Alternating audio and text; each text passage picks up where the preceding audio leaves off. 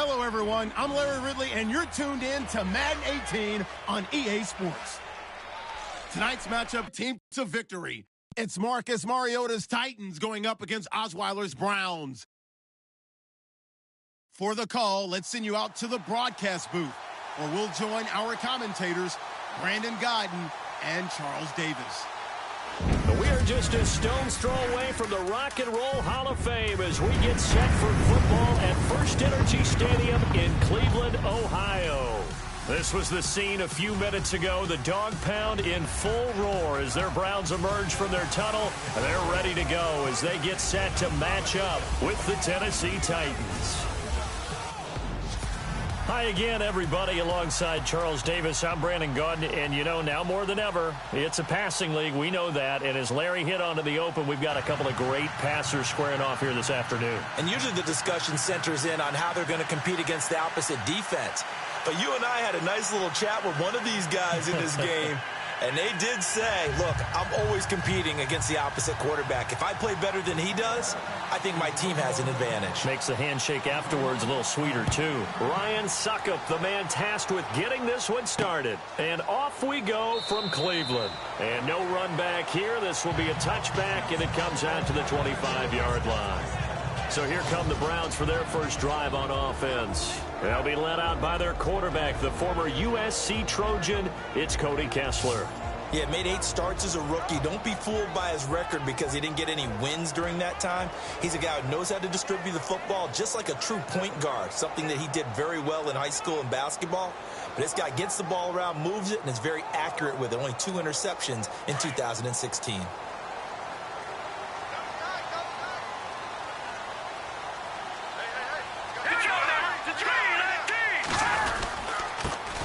Now a first carry for Isaiah Crowell. And he'll maybe get it back to the 25 here on the first play, but no more than that. Personal foul. Face mask. Defense. So that flag will cost him 15. And it doesn't matter anymore how you get the face mask. Any part of it, that's going to be 15 yards.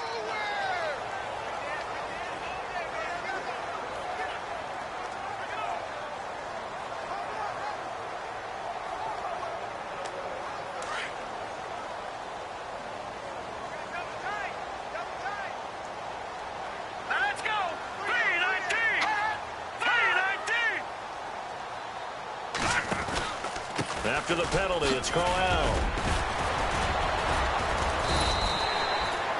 It's a 6-yard gain on the ground, and that'll make it 2nd and 4. Career highs in receptions, carries, and total yards last year for Crowell. His total yardage was 952. That was the highest by a Cleveland Brown running back since 2010. And that sounds impressive, but I think there's much more out there for him. If Cleveland plays even with people, not from behind, he'll get more carries, more touches, and his yardage will go up. On 2nd down, here's Crowell. 13 yards to pick up there. Good for a Cleveland.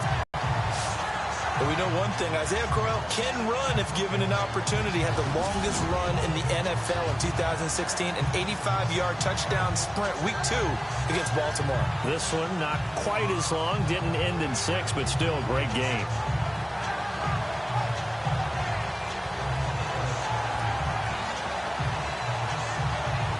And a new set of downs here after picking up the first on the ground.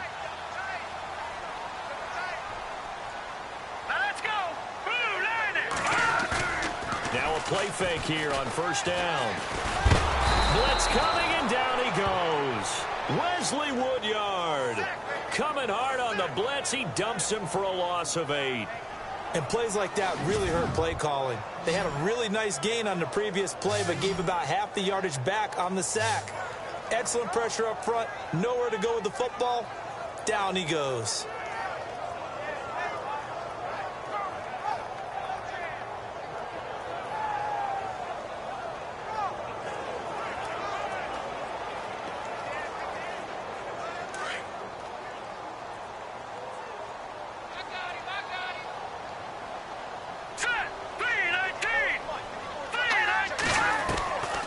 Kessler throwing on 2nd down. He gets this one complete to Brent.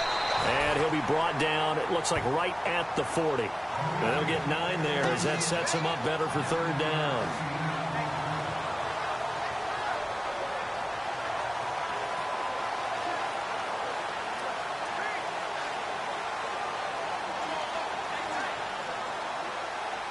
First down marker at the 31. It's third down.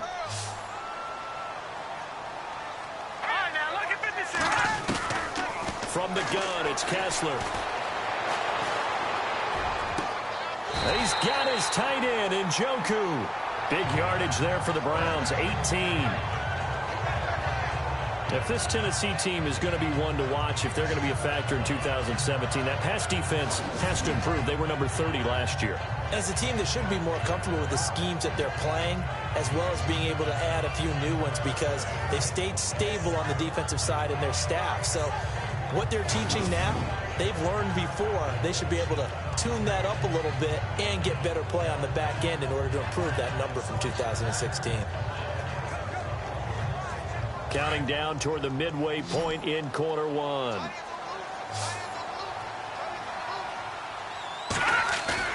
They go play action here on first down.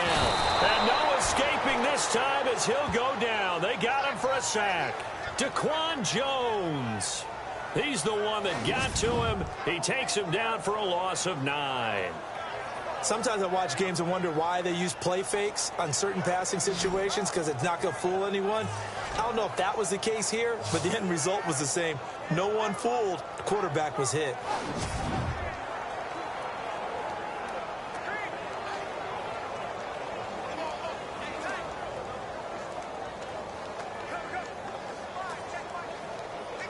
And here comes play number 6 on this drive.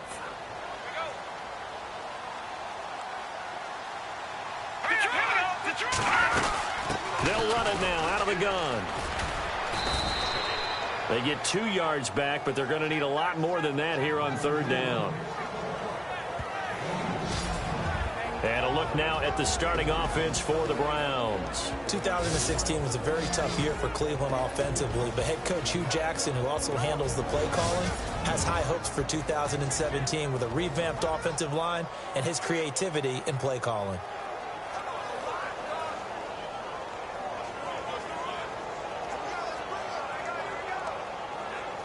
The 7th play now of this opening drive. This is third and long, though.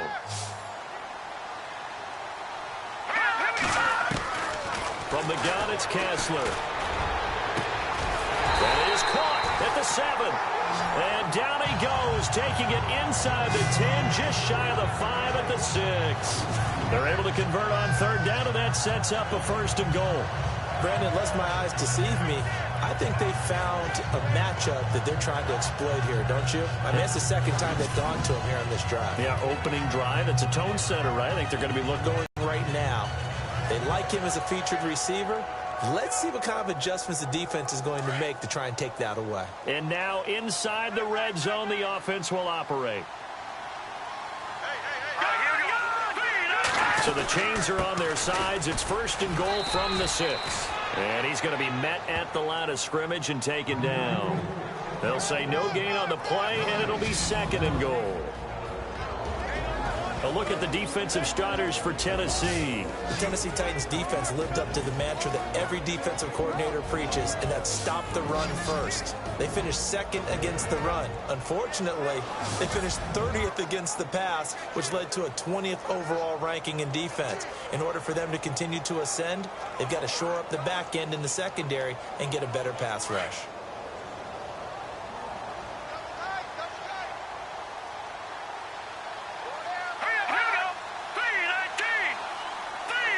Second and goal to go now. They'll give Crowell another crack. And he goes backwards on this one, losing yardage to the 7. They'll lose a yard, and it brings up third. Partner, I know we're in a goal-to-go situation, but my goodness, think about running the ball here. Not even a thought, is it? Defensively, they're in a prime spot. And I think the defensive guys are probably expressing themselves to them as well. I wouldn't run it here, guys. You might want to try throwing it.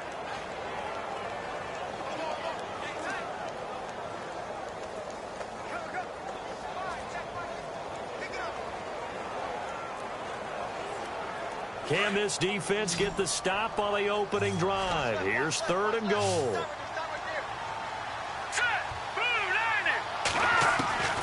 From the shotgun, Kessler. And that's going to be caught for a Browns touchdown. David Njoku, a 7-yard touchdown grab. And the Browns take it right down the field and score on the opening drive. And the QB rating right now is sky high. 4 for 4 on that opening drive, and it ends with a touchdown pass. Yeah, I don't know quite how to figure it out. I think I need my friends from MIT to come in and help me. I think 158.3 is the number one. Yep, that's the right. That's the highest you can get. That's where he is. He'd like to continue on that pace. It's up and through to make it 7-0 Browns. So that one a long 11-play drive. And it ends with a touchdown for Cleveland.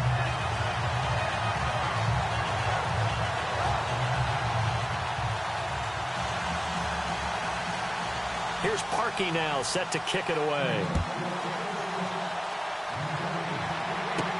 Here's Eric Weems now on the return. And he'll take it up past the 25 to the 26-yard line.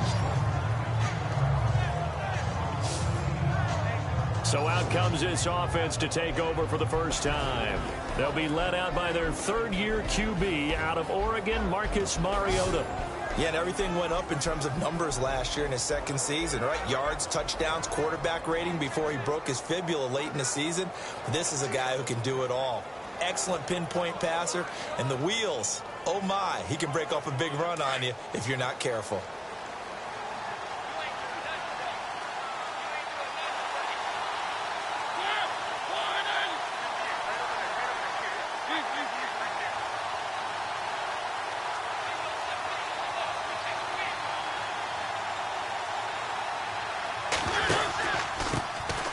Now here's the first carry for DeMarco Murray. He takes this for 3 to the 29. At the end of one, 7-0 is our score. You are watching the NFL on EA Sports. The NFL on EA Sports is presented by Snickers. You're not you when you're hungry. Snickers satisfies. With the former Volunteer Charles Davis, I'm Brandon Gaudin. It's the Titans with a football here to begin quarter number 2. They face a 2nd and 7 to start things out.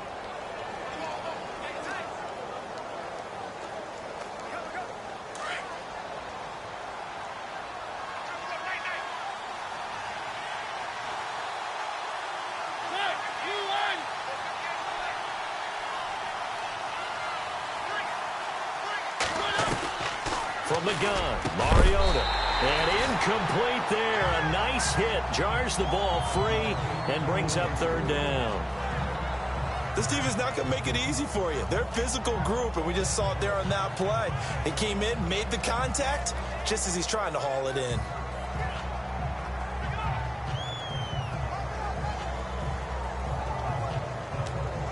And on 3rd down, a nickel formation here defensively.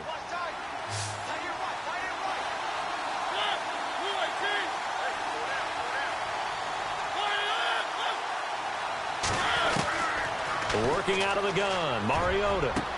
Try to force it to his tight end, Walker, and it's intercepted. Picked off, it's the Pro Bowl corner, Joe Hayden with it. And a super return as he gets us all the way down inside the 25-yard line. That was a really nice interception. I think it illustrates the differences between playing man and playing zone. When you're in man, all you're focused on is the receiver in front of you. But when you're in zone, you're allowed to read the quarterback's eyes and go to the ball. That's exactly what happened on that play.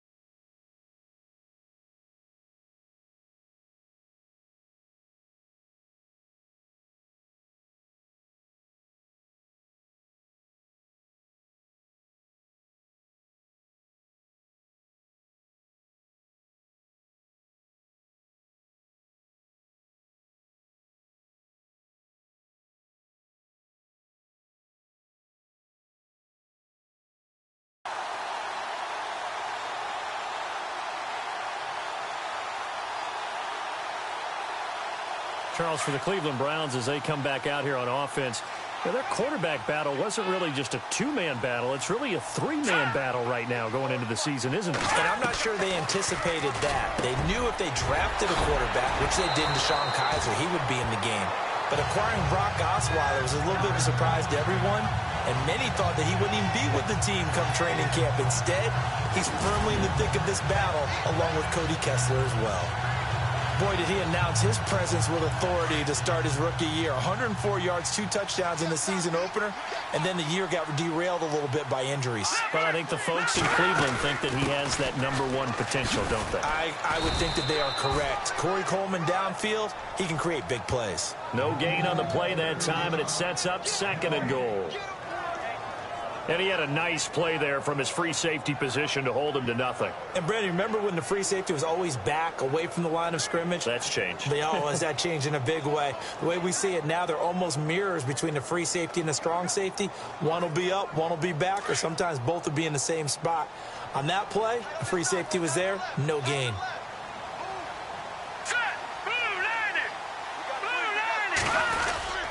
They'll run it again with Crowell.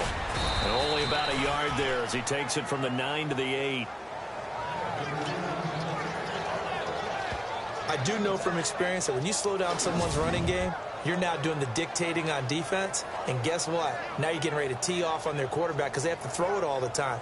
But you still have to be alert for the draws and other plays of that nature to make sure you don't get hurt.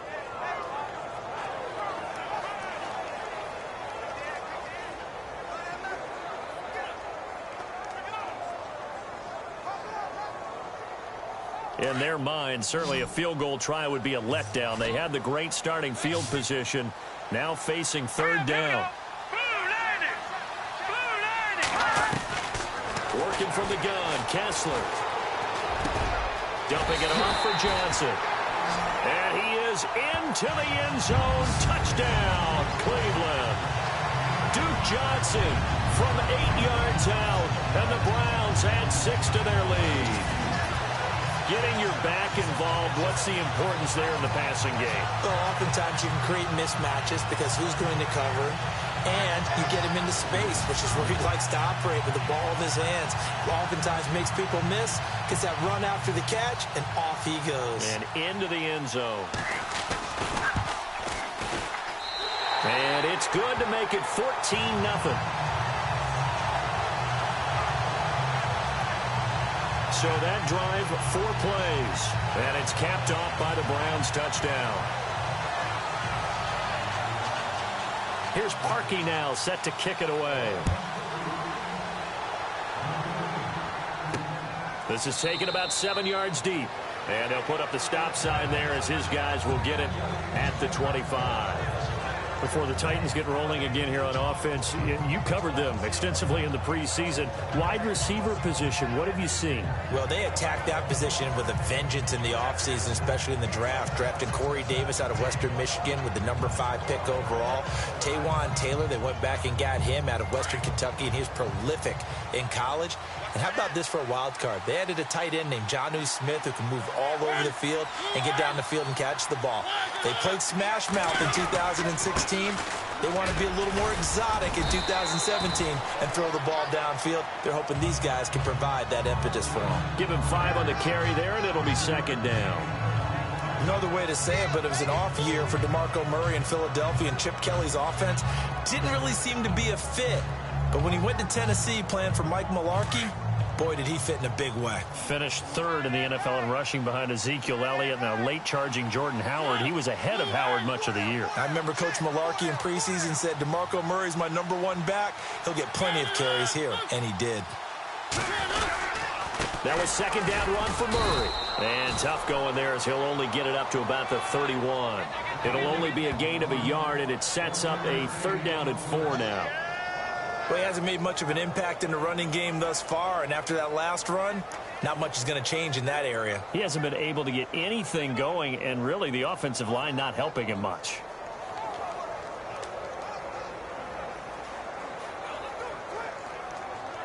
It looks like a nickel set now for the Browns on 3rd down.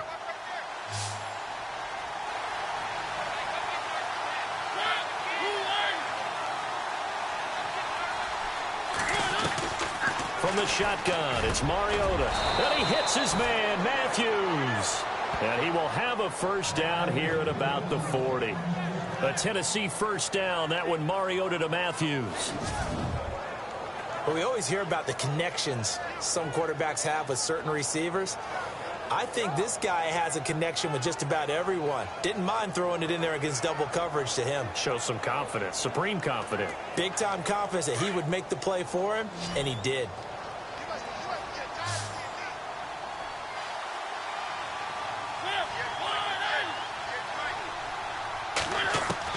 Mariota now to throw on first down.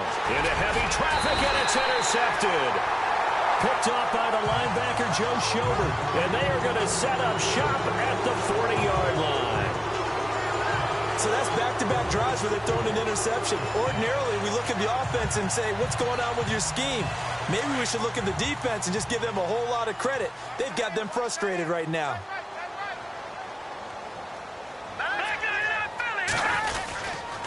A first down carry now for Crowell. And he'll be taken down after a short gain as that takes us to the 2-minute warning.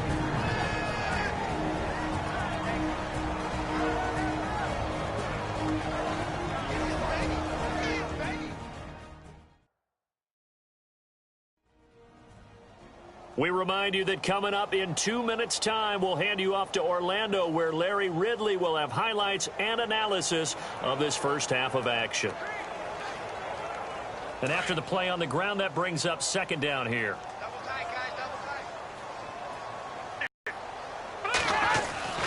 To throw is Kessler. And it's a short one here, complete to his tight end. And he gets it down to the 32. That catch good for 5. It's third down. I think it's okay there. They didn't get a whole lot on that play, but it's nice to have a safety valve that's built like this guy. Big target, guy you can spot pretty easily. Put it on him when your other targets aren't open. 3rd and 2. Now Kessler. He finds Coleman. And all the way in. Touchdown, Cleveland. Corey Coleman, 32 yards. And the Browns add on to their lead. When we draw up defenses on the board, we do account for every receiver. But on that particular play, somehow he was wide open, became an easy touchdown pass. Now Parkey for the extra point.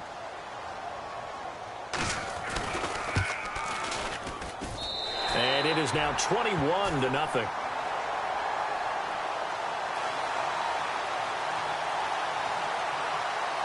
Personal foul.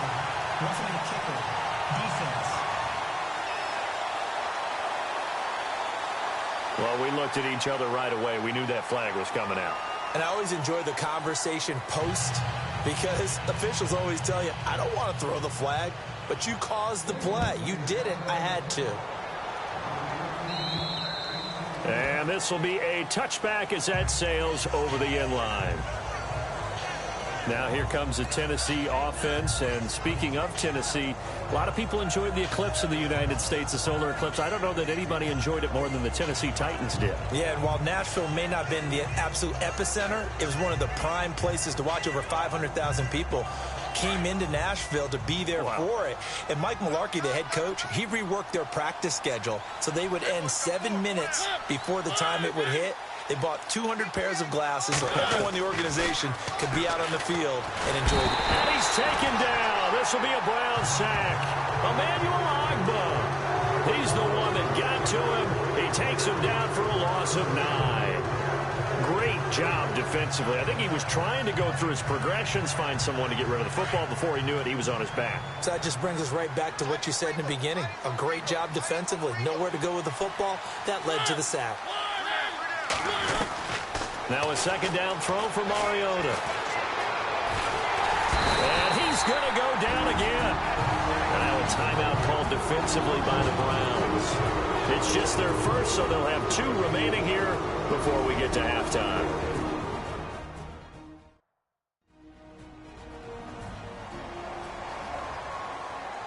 All right, so the timeout over and all 11 men back out onto the field for the defense.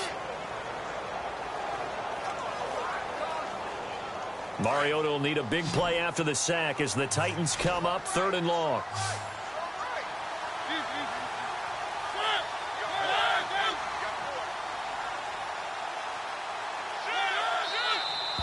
Now we've got movement up front. I think this is going to be on the Titans.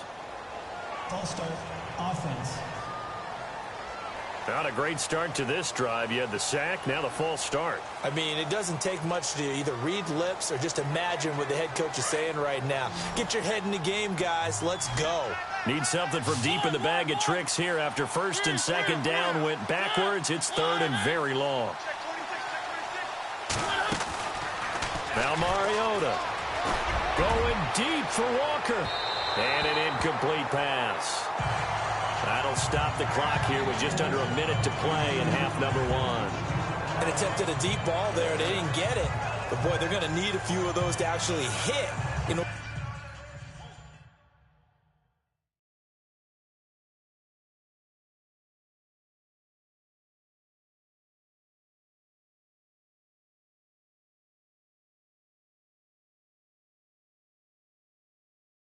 To get back into this game. Good thing they do have a little bit of time here still left in the contest. Decent sized deficit, but not one that they can't manage.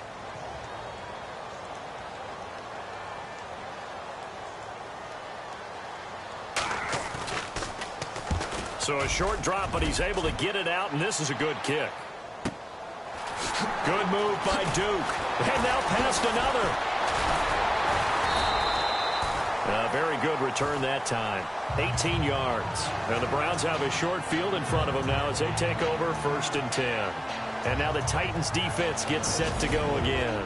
And despite being down on the scoreboard, this unit, they've had some big-time hits. Sort of like us at practice the other day. I saw you take a running start at that blocking sled. You took it down. Bounced off like a rubber band. No, not at all. But you're exactly right. They are doing their job, but they want to add takeaways to it. You need to have more of those to go along with the big hits we're seeing. By the way, when I tried that and I bounced back, I noticed that you laughed with everyone else. You didn't try to get in my corner. No. Someone had just told me a joke on the other side. Right, I missed that. Totally missed it. Kessler wants to throw. Over the middle, the catch by Coleman. Now the Browns signal for the second of their timeouts as they'll stop it with just over 40 seconds to go in the first half.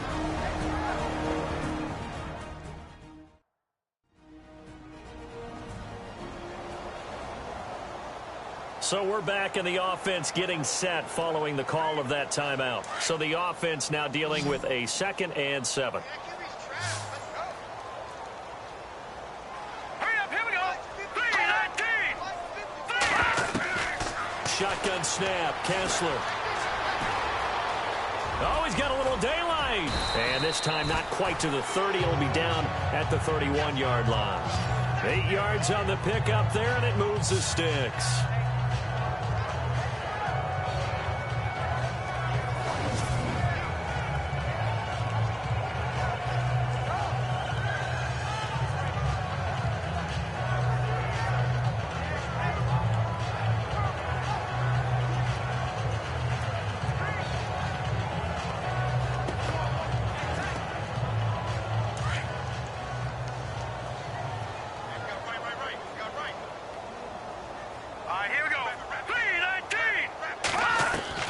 Looking to throw on first is Kessler.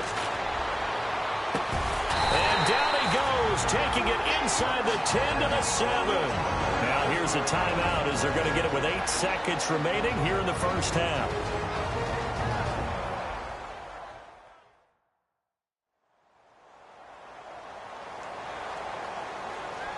And welcome back, the offensive unit. They took the timeout, and now they get set to line up as we resume action.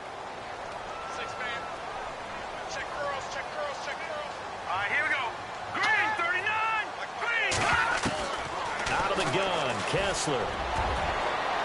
Njoku pulls this one in. He's got it for a Cleveland touchdown.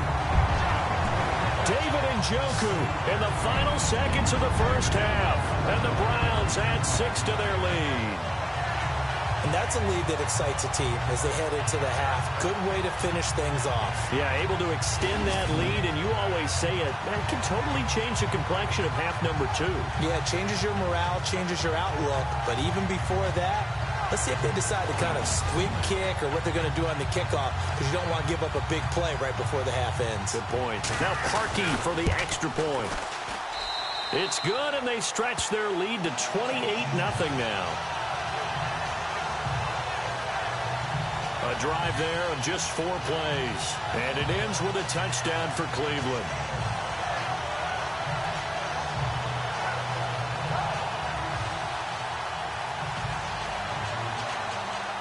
Here's Parkey now, set to kick it away. That'll be taken in the end zone. So we have reached halftime here in Cleveland with the Browns on top. As we'll send you down to Orlando as we check in with Larry Ridley and our EA Sports Halftime Report. Larry? Thanks, Brandon. Thanks, Charles. And welcome to our EA Halftime Report. I'm Larry Ridley. The Browns are showing they're the better team right now and lead big at the end of 2. That gets underway. All right, let's take a look at some of the highlights from the first half. Set up now, 3rd and 7. Kessler finds his rookie tight end from the U, David Njoku. And he capped off the long drive with a touchdown. 3rd down at the 29. The pass ends up being picked off. Hayden's the one who makes the pick to give a boost to his defense. Offense on the field now after the INT. Johnson's got nobody around him on the catch. All right, hang on. We'll jump over halftime. Both teams appear ready for the fight ahead, and we resume action here in quarter number 3. That's fielded in the end zone. And no run back here. This will be a touchback, and it comes out to the 25-yard line. The Browns defense getting ready. They don't want to change anything. They've got 0 points against them here, so I would imagine the halftime speech was do more of the same, right? I think you're right, and it's where defensive coordinators have to walk that line of preparing for the adjustments you expect to come, but not taking away the aggressiveness you've already shown. And they've played so well, I think that's the speech. You nailed it. Just go out and do what you've been doing, and we'll adjust if we see anything different later. To this point, they've been spectacular. Amaro's got it, left side. And they'll take him down at the 31-yard line. A gain of 6 there on first. When you execute a drag or a crossing route really well and give them a chance to let it develop a little bit, you can gain some significant yardage hitting your tight end on that one. So the offense readies for a 2nd and 4.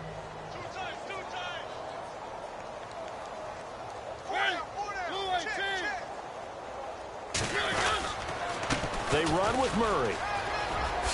Murray fighting, lost the football. And this is picked up by the Browns. And this one will be brought back to the 22.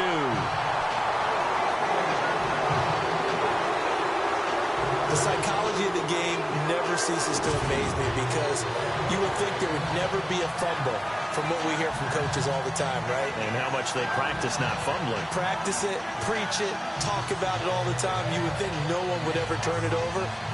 Yet they are humans out there running around, and we just saw another one. Opportunistic by the defense. Here's the Browns.